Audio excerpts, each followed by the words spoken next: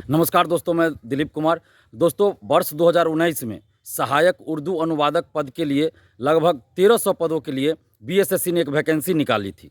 उसकी सारी प्रक्रिया पूर्ण हो चुकी है, काउंसलिंग भी हो चुका है, लेकिन अभी तक फाइनल रिजल्ट, मेधा लिस्ट जिसको कहते हैं, मेरिट लिस्ट कहते हैं, वो जारी नहीं किया गया है।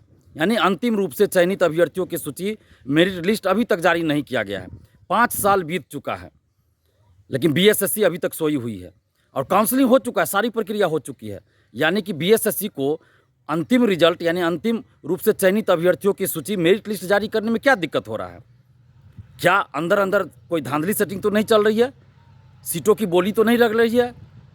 जिस तरह से अभी चल रहा है पूरे बिहार में हर वैकेंसी में धांधली सेटिंग, तो क्या ये जो सहायक उर्दू अनुवादक की वैकेंसी आई थी 2019 में, 5 साल बाद भी वो बहाली पूरी नहीं हुई? सारी प्रक्रिया पूर्ण हो चुकी है, काउंसलिंग भी हो चुका है, सिर्फ अंतिम लिस्ट जारी करना है, मेरिट लिस्ट जारी करना है।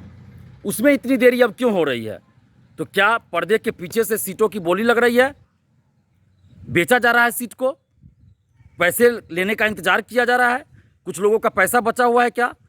जो पैसा नहीं पहुंचा है, इसलिए ये लोग जो है अभी रिजल्ट जारी नहीं कर रहे हैं।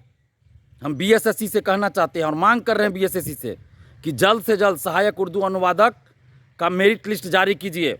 हम लोगों को शौक नहीं होता आंदोलन करने का। अभ्यर्थी दिन रात परेशान है। हमारे पास सैकड़ों अभ्यर्थी फ़ोन कर चुके हैं, बीएसएससी ऑफिस का चक्कर लगा रहे हैं लगातार, और बीएसएससी सोई हुई है।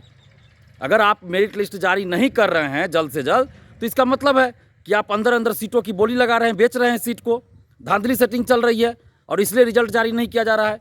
नहीं तो रिजल्ट जारी नहीं होने का कोई कारण सामने नज़र नहीं आता है।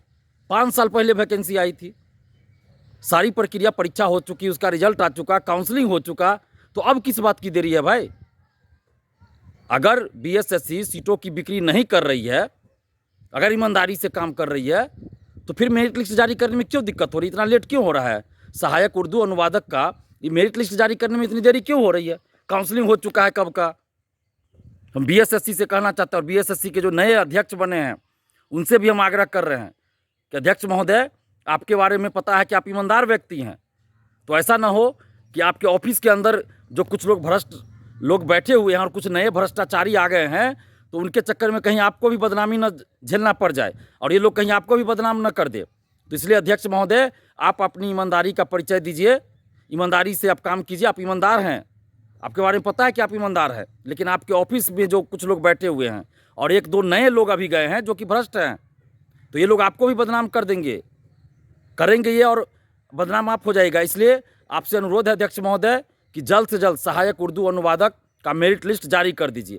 और अगर जल्द से जल्द सहायक उर्दू अनुवादक का मेरिट लिस्ट जारी नहीं होता है, तो हम लोग को मजबूरन बीएसएससी ऑफिस का घेराव करना पड़ेगा और आंदोलन करना पड़ेगा।